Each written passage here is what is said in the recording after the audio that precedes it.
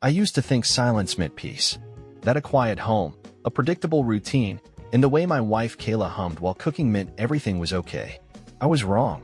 Silence, it turns out, is often where betrayal grows best. It started with a charger. A simple, off-brand phone charger shoved under the couch cushion when I dropped the remote. It wasn't mine. Kayla used wireless. And when I asked her, she shrugged and said maybe it belonged to one of our daughter's friends. But something about her tone didn't fit. It was too casual, too practiced. That night, after she went to sleep, I checked the security app on my phone. I never used it much. The motion detection notifications were always too sensitive, tripped by squirrels or shadows. But this time, I scrolled through the feed. And there he was. A man. Tall, athletic, slipping through our side gate at noon 2 days prior. The camera angle caught only his profile, but it was enough. Enough to shatter the image I'd been protecting. The next day, I faked a conference call and stayed home. At exactly 11:58 a.m., Kayla left our back door unlocked. At 12:03, he entered. I watched from the upstairs window as she greeted him in the kitchen. No hesitation. No nerves. They kissed like it was routine. Like I was the one intruding. I didn't confront her. I filmed them. Not for revenge. Not yet. But because I needed proof that I wasn't crazy. That the life I'd built wasn't real. That night, she kissed me like nothing happened. I almost flinched. Almost asked. But I smiled instead. "How was your day?" "Same as always," she said. And I realized, maybe it was. For her. Lies layered on routine. A betrayal choreographed between chores and shared meals. I didn't cry. Not yet. I just sat in our bed, beside her sleeping body, and began planning the end of our story, one part at a time. I started with his license plate. The camera had caught it as he parked half a block away and walked the rest on foot. I enhanced the frame, sharpened the still, and ran it through a connection Mason had at the DMV. "What's this for?" he asked. "Something's off," I replied. "Just want a name." 2 hours later, he texted it to me. Tyson Reed. The name didn't mean anything to me. Not a friend. Not a coworker. Not someone I'd ever seen on Kayla's social media. That meant he was intentional. Hidden. Chosen. I searched him online. Realtor. Divorced. No kids. The kind of guy who posts shirtless selfies at the gym and #grind set quotes under photos of expensive watches. Exactly the type Kayla used to roll her eyes at, until, apparently, she didn't. That week, I installed a second hidden camera in the living room, smaller, better angle, audio included. I turned off the motion alerts. I didn't need interruptions. I just needed documentation, and it came fast. Tuesday, Thursday, Saturday. 3 visits, each more intimate than the last. He knew my daughter's name. He knew where the wine glasses were. He kissed her neck while she loaded the dishwasher. It wasn't just sex. It was domestic, practiced, real. And still, Kayla sat at the dinner table every night, asking about my work, praising our daughter's grades, reminding me to book that overdue dentist appointment. Like she wasn't building a parallel life inside our home. I started pulling away, testing if she'd notice. I stopped initiating conversations. I stopped leaving her notes in the morning. I even skipped our Sunday morning walk. Nothing. Not a blink. She was emotionally occupied, wrapped in something new, something electric. And yet, she clung to our routine like it was armor. But armor can't protect you from someone who's already inside. I wasn't sure what hurt more, the betrayal or the ease with which she hid it. But I wasn't going to blow up yet. No, I wanted this to simmer. I wanted to understand every corner of their affair. And when I was ready, I would burn it down not with rage, but with detail. Because pain is temporary. But humiliation? That leaves scars. The recordings grew darker. Not in violence, there was none of that. It was darker in how normal it all seemed. Tyson was comfortable in my space. He joked about the bland art Kayla and I had picked together. She laughed and agreed. He complimented a photo of my daughter on the shelf, saying she looked just like Kayla. Kayla beamed. I watched that clip 5 times, trying to catch a flinch. There wasn't one. She had fully rewritten her world. I was no longer the man she shared her life with. I was the background, the furniture, the placeholder she hadn't moved yet. And Tyson, he was the guest who never knocked. I printed screenshots. I transcribed conversations. I began building a folder labeled Simply Truth. Mason noticed I wasn't myself. I told him. Everything. No more pretending. He sat in stunned silence as I showed him the footage. Then he looked at me and said, "You could ruin her with this." I plan to, I replied. But not with screaming. With precision. So what's your move? Exposure. But not yet. First, I want her to feel safe. I want her to believe I still don't know. And then, when it matters most, I'll take the floor out from under her. He nodded, reluctant but supportive. You sure you can stomach playing along? I already have, I said. I've been doing it for weeks. I started showing Kayla small kindnesses again, coffee in bed, flowers for no reason, hugs that lasted just a second too long. She ate it up. You've been sweet lately, she said. Trying to be better, I replied. And she smiled like she was winning both worlds. I gave her space. I made excuses to leave the house. I watched from afar as she danced deeper into her fantasy, thinking she was in control. What she didn't know was that every move she made was another nail in the coffin she was building around herself. Tyson was just a piece. Kayla was the architect, and I was the patient man digging through the blueprints. Because when I finally shattered the illusion, I wanted it to be perfect. Not just for me. For every person who's ever been lied to with a kiss still fresh on their lips. There's a moment in every performance when the mask slips, when even the best liar forgets their role. For Kayla, that moment came on a Sunday afternoon. We were at a barbecue with friends. She was laughing with my cousin's wife, sipping white wine, playing her part. Then Tyson showed up. Not to our house, he was smarter than that. But to the same park. With a woman. A tall, sharp-featured redhead. They sat on a bench across the lawn, close but not touching. Still, when Kayla spotted him, her face changed. Just for a second. Her smile froze, her hand paused mid-gesture. Our eyes met. She blinked. Everything okay? I asked. Yeah, just zoned out. The rest of the day, she kept glancing over her shoulder, eyes scanning the crowd. Tyson never looked our way. He stayed focused on the woman beside him, occasionally chuckling, handing her a water bottle, leaning in like they shared secrets. I watched Kayla watch him. Jealousy. Maybe confusion. Maybe realization that she was never his only secret. I filed that moment away. Another crack. That night, I asked her if she wanted to go to the beach the next weekend. Just us. Like old times. She smiled. I'd love that. Lies taste sweet when they think they're winning.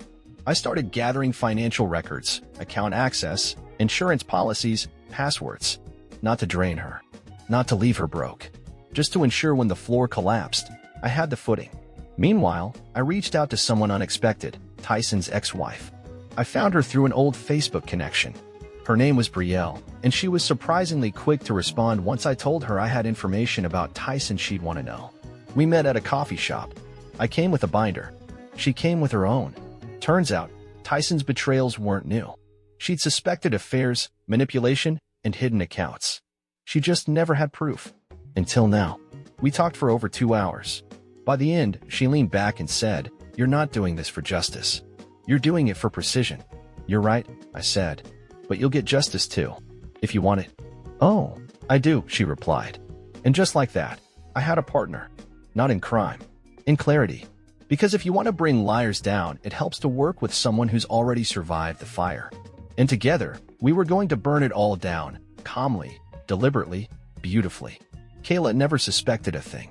That was the part that twisted my stomach the most, not her cheating, not even her lies, but how easily she underestimated me. I had always been steady, predictable, the one who fixed the sink and made coffee without being asked. She assumed that meant I wouldn't notice a man slipping through our side gate twice a week. She mistook my calm for weakness. So I sharpened it into a weapon. I created a new email under a pseudonym, adamtruth@outlook.com. Using it, I sent encrypted files, audio clips, photos, text transcripts to a handful of carefully chosen recipients, her boss, 2 coworkers she often bragged about, and the administrator of the parenting group where she volunteered. No commentary. Just a subject line. Thought you deserved the full story. I timed the sends for a Tuesday afternoon, after her lunch break, just before her weekly staff meeting. I pictured her walking into that office, coffee in hand, oblivious. Then I pictured the glances, the whispers, the quiet dissection of her perfect woman persona. It wasn't just about the affair, it was about every story she told to keep herself untouchable. The loving wife narrative was gone. Now, she was the woman who used her family's home as a hotel for her affair. The woman who smiled for holiday cards while sleeping with someone else. The woman who could lie so cleanly, she made you feel guilty for doubting her. And Tyson? He had no idea what was coming. Brielle, his ex, had quietly reached out to the brokerage where he worked. She shared the timeline we compiled. How often he used showings as a cover. How many clients were lied to, misled, or left in the dark while he played house in my house. The firm launched an internal review. His name was quietly removed from their public roster 3 days later. Meanwhile, I printed everything. Not just for court, though I knew it might come to that, but for my daughter. One day, when she's old enough to ask why her mother doesn't live with us anymore, I'll hand her the file. Not to poison her, just so she knows the truth never lived in whispers. Kayla came home that night rattled. "We need to talk," she said. "Something weird is going on at work." I nodded. "We'll talk after dinner." And she smiled, relieved, maybe, thinking I was still in the dark. But I wasn't waiting for her to confess. I was giving her space to hang herself with her own rope. Because the best kind of revenge doesn't scream. It lets them talk, while the walls collapse around them. Kayla paced the living room like a woman on the edge of something she couldn't name. "Someone sent emails," she said, "to people I work with. Personal things. Stuff about us." She didn't look at me. She couldn't. "What kind of things?" I asked, keeping my voice level. "Just lies. Or stuff twisted to look bad. Screenshots. Pictures. Pictures." I tilted my head. "Of what?" She paused, visibly scanning for the right answer. "Private moments. Someone must be watching us." I almost laughed. Almost. But I held it. "Did you report it?" "I'm thinking about it." "You should." I looked her in the eye. "Sounds serious." Her throat moved. She nodded, slowly, like someone trying to hold a mask over a face that's crumbling underneath. That night, she barely touched her food. Barely spoke. But I saw the gears turning behind her eyes. She wasn't thinking about the emails. She was thinking about what else might come. What else I might know. But she didn't ask. That would require admitting something. Tyson, meanwhile, had gone quiet. His phone was off. His socials inactive. Brielle said he hadn't shown up for his weekend custody pickup. "He's running scared," she said over the phone. "We're not even done yet." "No," I said. "But it's close." That weekend, I invited Kayla out. A dinner. Just us. I picked a nice restaurant. One we hadn't been to in years. She dressed up, lips red, hair curled, the way she used to when we were new. "I miss this," she said halfway through the meal. "We've been off lately." "I know," I replied. "But I feel like we're getting closer again." She smiled, hope flickering in her eyes. And in that moment, I realized something. I didn't hate her. I just didn't know her anymore. She wasn't the woman I married. She was a performance I had memorized too well. After dinner, I drove us home in silence. She reached for my hand. I let her. Because revenge, when done right, doesn't need rage. It needs patience. The trap was almost set. The exposure was already unfolding. But the final strike, her public fall, was still waiting. And I was going to make sure it landed on a day she thought was just another perfect lie. Monday came like any other. Kayla left the house in her usual rush, coffee in hand, heels tapping across the tile, a goodbye kiss that didn't land. I watched her drive away and checked my inbox. The footage was ready. I'd hired a professional editor, someone who thought they were working on a private investigation highlight reel. They cut everything into a clean, 3-minute montage, Kayla welcoming Tyson, his hands on her waist, her smile, their kisses, their whispers, the wine glasses clinking in our kitchen. No nudity. No audio of moaning or gasps. Just the story told visually, quietly, undeniably. It played like a documentary. A betrayal choreographed with the precision of a play. I uploaded it to a private link. No names. No identifying info beyond their faces. It wasn't about ruining her in front of the world. Not yet. Just her world. That afternoon, I sent the link to her parents, her sister, and her boss, along with a simple note. "You deserve to know who you're dealing with." I didn't wait for replies. I didn't check the view count. I already knew the truth would speak loud enough. At 4:17 p.m., Kayla called me. I let it ring out. At 4:25, she texted, "What did you do?" At 4:37, "Please call me." It's not what it looks like. And that one made me laugh. Because of course it was. Exactly what it looked like. Her mother called at 5:12. I answered. "Is it real?" she asked, voice shaking. "Every second," I said. "I wanted you to hear it from me eventually. But this way, you can decide what you believe." She didn't say another word. Just hung up. Mason stopped by that night with a bottle of bourbon. "It's spreading," he said, handing me his phone. A parenting forum post titled, "What would you do if you found out your co-organizer was having an affair in her own house?" with a still image from the video. One of the women on the board had shared it. "Kayla's not just exposed," he said. "She's scorched. And Tyson, still off-grid. Rumor is he's being investigated by his firm." I nodded. "Good." That night, Kayla came home. Face flushed, makeup smudged, breathing shallow. She didn't speak. Just stood there, eyes darting around the room like she didn't recognize it anymore. "Who else knows?" she finally asked. I met her eyes. Enough. Her legs gave a little. She sat on the couch without being asked. "Why?" she whispered. "Why now?" "Because you never asked yourself why then." I stood over her for a beat, then walked upstairs without looking back. Public exposure wasn't just revenge. It was justice. And the final chapter hadn't even begun. Kayla didn't leave the house for 3 days. Her phone stayed on silent, face down on the counter. I'd catch her staring into the middle distance, not crying, just unraveling. That was the difference between guilt and regret. She wasn't sorry for what she did. She was sorry people knew. Meanwhile, the ripple effect deepened. Her boss emailed me directly. "She's been placed on indefinite leave. We appreciate your discretion moving forward." I hadn't responded. I didn't need to. The message was the response. Tyson, still silent, finally made a move. Or tried to. He sent Brielle a cease and desist, sloppy, and signed by a lawyer, full of empty threats. She called me laughing. "He's panicking," she said. "He knows it's coming." And it was. The Realtor Ethics Board had launched a formal investigation. Brielle submitted every date and document we compiled. Tyson's license was in jeopardy. His entire career, built on charm and handshake trust, was dissolving beneath his own arrogance. I watched it all happen from a distance, like a man watching a storm tear down the house he was once trapped in. There was satisfaction, but also sadness. Because Kayla wasn't just exposed. She was undone. I came home Thursday evening to find her on the kitchen floor. Not collapsed, just sitting, back against the cabinet, knees drawn in, the same way she used to sit in college when life felt too big. "You didn't have to do all this," she said quietly.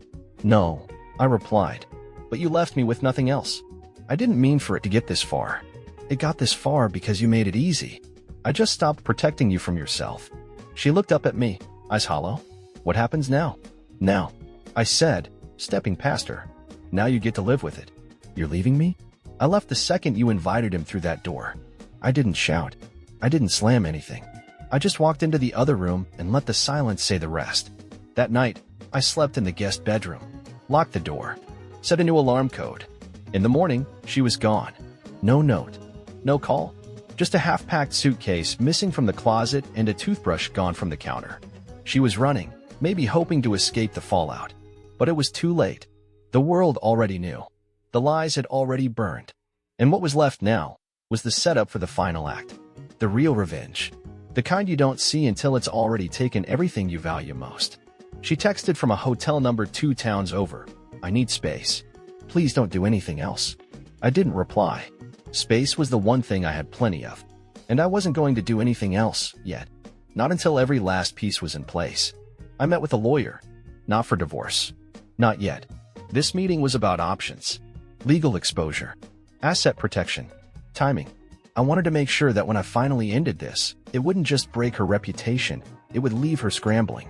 She had always managed things behind the scenes, the mortgage payments, the tax filings, the auto pay on our accounts. I took it all back. I moved my direct deposit, froze the credit cards, changed the security settings on every shared file. Not because I feared she'd retaliate, but because I didn't want her clinging to pieces of a life she'd already thrown away. I spent the next few days watching the house settle. Our daughter stayed at my sister's. She knew something was wrong, but I didn't give her details. Just enough to protect her innocence a little longer. Then came the final strike. A letter. Simple. Clean. Delivered to Kayla's hotel. It was a copy of a financial separation agreement. Fair, emotionless, already notarized. I didn't want her money. I didn't want revenge through court. I wanted autonomy. Freedom. My name off every shared document that tied me to her name. I included a flash drive with the full timeline. Every piece of evidence. Every lie. Just so she'd know that I hadn't exposed everything. I'd held some things back. And I could still go further if I ever chose to. At the bottom of the letter I wrote, "You've told your story. This is mine." Signed, and we both walk away without looking back. She signed it the next day. No comments. No edits. Just a signature and a text. I'm sorry for everything. I didn't respond. Because sorry is currency that only matters when you're still trusted. And she had bankrupted that long ago. But I wasn't finished yet. Not with Tyson. Not with the life they'd tried to build on the ashes of mine. He thought he'd slipped away. But what he didn't know was that I still had one more card to play. One that would make sure he never touched someone else's life the way he touched mine. And when it hit, it would land with the weight of every lie, every laugh they shared in my home. It was almost time. The final card had Tyson's name written all over it. See, while Kayla had imploded socially and emotionally, Tyson had tried to slither back into normalcy. New job at a boutique real estate firm. New Instagram page under a slightly altered name. He even started posting inspirational reels about bouncing back from life's unfair judgments. He was rebuilding his image. Slowly, quietly, but not carefully enough. What Tyson didn't know was that the email account I'd set up, adamtruth@outlook.com, was still very much alive. And I had quietly created another profile on his new brokerage's review platform under a pseudonym. I uploaded a professional, articulate review. No accusations. Just a measured, buyer beware tone. And included a link. Not to the full video. That would have crossed a line I didn't need to step over. But to a sanitized timeline of events, with redacted faces and muted audio. Enough to raise questions. Enough to get people talking. Within 48 hours, it worked. The firm's Google page was flooded with activity. 2 agents removed their professional affiliation from their bios. One review said, "Not sure what's happening, but it's clear someone's not who he says he is." Then I did what I'd been holding back. I sent a formal, anonymous complaint to the State Real Estate Board. I attached the file Brielle and I had compiled. Timeline inconsistencies, abuse of showing schedules, multiple clients lied to. Brielle also filed her own complaint. The ethics board had already been reviewing him. This pushed it over the edge. His license was suspended for 90 days pending a full investigation. That was the crack, the domino. And then came the final flourish. A quiet tip, sent to a local business journal that loved stories of failed professionals and public image collapses. They ran a story, once rising realtor, now facing backlash from shocking allegations. No names in the title, but his photo was there. His face, his smirk, a mirror, cracked wide open for everyone to see. I didn't check his profile again. I didn't need to. The man who once swaggered into my home, who kissed my wife under my roof, now had to spend the rest of his career explaining why his past couldn't be buried. And Kayla? She sent one more text. "Was this you?" I stared at it, and replied with the only truth that mattered. Only the parts you didn't already destroy yourself. The revenge wasn't loud. It didn't explode. It whispered, and it echoed, and it was just getting started. I didn't expect the thank yous, but they came anyway. Quiet messages from people I didn't know, former clients of Tyson, and in turn from his brokerage. Even a woman who claimed he strung her along during the same window he was sleeping with Kayla. "You saved me from a disaster," one message read. I thought it was me. It wasn't. Another said, "He had me believing I was crazy, until I saw your evidence." I didn't reply to any of them. Not because I didn't care, but because this wasn't about being a hero. This was about cleaning the rot from my life and making sure it didn't grow back. Kayla tried to reach me again. This time, it wasn't a message. It was a letter, handwritten, slipped into my mailbox without a return address. I knew her handwriting. The same loops and curves she used when signing birthday cards, grocery lists, love notes back when I still believed in them. It wasn't an apology. It was a eulogy. "I don't expect you to ever forgive me," she wrote. "I only hope one day you'll believe that part of me did love you." I read it once. Then I burned it. Love doesn't destroy the people it claims to protect. It doesn't laugh in the arms of someone else while wearing a wedding band. I wasn't looking for her remorse. I had found something far better, clarity. Mason came over that weekend. He brought beer and silence, the kind that only brothers understand. "It's done," I said. "You sure?" "Yes." "You don't want to push it further?" "No. They've lost more than I ever could have taken by force." We toasted without clinking the bottles. That night, I opened a new journal. Blank pages. Fresh ink. For the first time in what felt like years, I didn't write about her. Or him. I wrote about me. About the man I was before the lies. About the father I still am. About the peace that only comes after the fire burns everything down. This wasn't healing. Not yet. But it was the first step. And as I sat there, pen moving in steady lines, I realized something simple but seismic. They were the story before, but now I was writing the story after. The first true silence came a week later. Not the awkward kind, not the hollow echo after a fight, but a deep, clean, earned silence. I stood in the kitchen one morning, coffee brewing, sun pushing through the blinds, and realized I hadn't thought about Kayla or Tyson for almost an hour. Not with bitterness, not with ache, just not at all. I walked through the house and felt it differently now. Not as a crime scene or a reminder, just as walls, floors, a roof I still owned. I replaced the couch, sold the bed, took down the family photos and filled the walls with art, pieces I chose without compromise. Pieces that didn't lie to me with every glance. Then I did something bold. I booked a weekend trip alone. A cabin 2 hours out, near a lake. No phone service. No signal. Just me. When I arrived, I left my phone in the glove compartment. The first night was strange. I reached for my phone 3 times before remembering why I came. But by the second night, I slept. Deeply. Dreamlessly. I woke up to birds, not buzzes. Made breakfast without checking emails. Took a long walk around the lake and sat on the dock for hours just listening to the water ripple. It wasn't dramatic. It wasn't healing through some grand epiphany. It was stillness. And that was enough. I wrote in my notebook that night, "Revenge ends the lie. Peace begins the truth." I didn't need more destruction. I didn't need another twist. They were gone. And I was still here. Tyson's social media accounts stayed dark. Kayla's were deleted entirely. It was like they both erased themselves to avoid what they couldn't outrun. I wasn't hiding. I was living. Mason met me for dinner the night I got back. "You look different," he said. "Good different." "Lighter," I said. Like I put down something I forgot I was carrying. "You sure it's over?" "It is for me. Because real revenge isn't what you do to them. It's what you stop letting them do to you." And I had finally stopped. Now, I was living in a future they didn't belong to. The world didn't stop spinning for them, but it spun right past them. Tyson's license was officially revoked.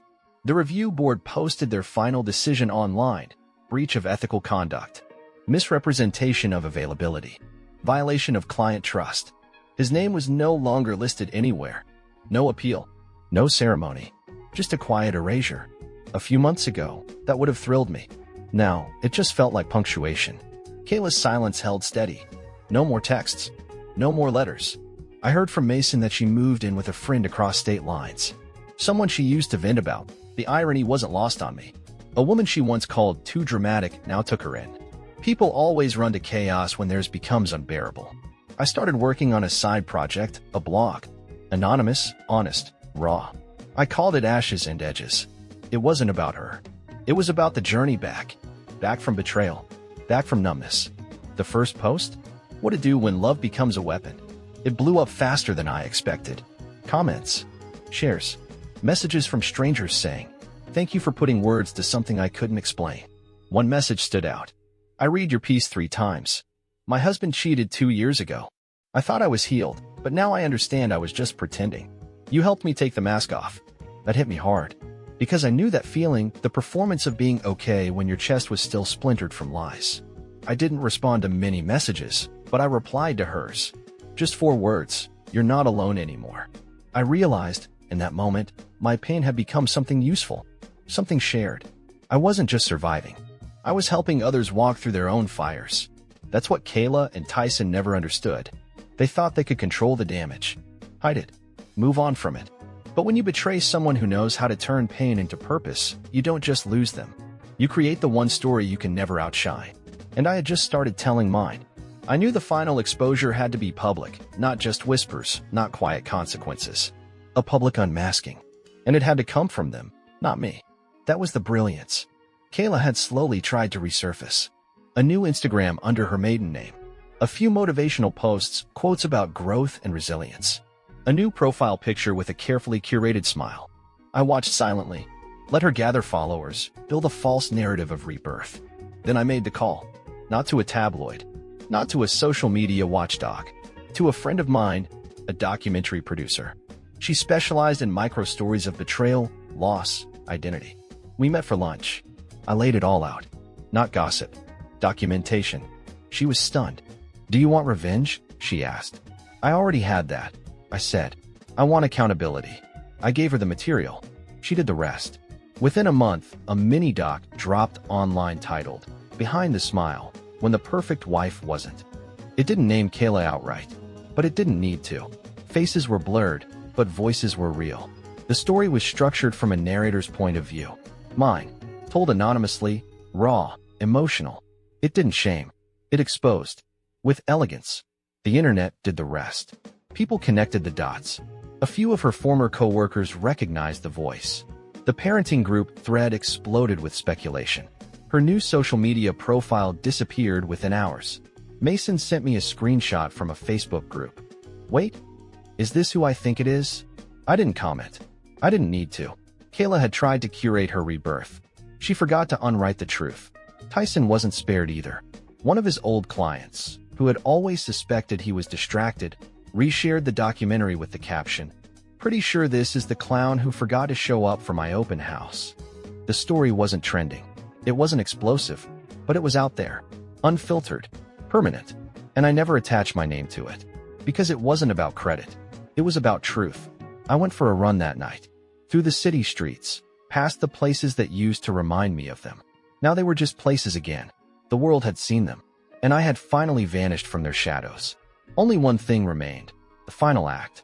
The clean, strategic, poetic revenge they'd never see coming. And that was tomorrow.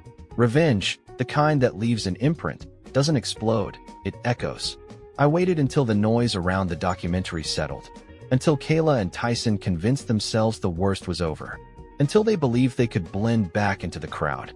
That's when I opened the envelope I'd kept sealed for months. Inside, everything. Their texts, photos, screen grabs, the original video. Not to leak, but to submit, officially, to the private school board where our daughter had recently been waitlisted. The same school Kayla had volunteered at to look good on the application. The same school Tyson's niece attended. I drafted a letter, not emotional, not dramatic. Just the truth. Clear. Concise. I explained the timeline. Their relationship. The documented evidence of deceit conducted inside the home while my child was present. I included the anonymized documentary link. I closed with a single sentence. I leave this in your hands. Not as punishment, but as protection. Within 2 days, I got a response.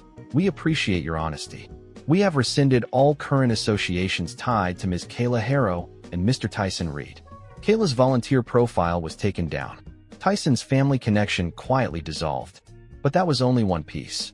The final move was personal, intimate. For her, I scheduled a dinner reservation under a fake name, one I knew she'd recognize. I knew she was still checking her email, hoping to control the damage. So I sent her a message from a new account. I know what you took. Come claim what's left. She arrived. Alone. Dressed in a way I remembered. Controlled. Charming.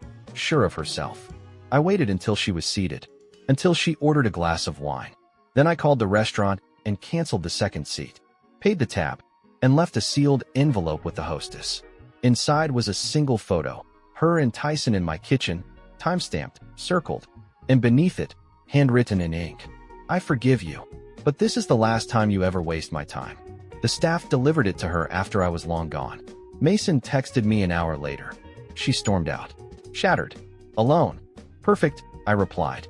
That wasn't cruelty. That was closure. I didn't want her ruined. I wanted her finished. And now she was.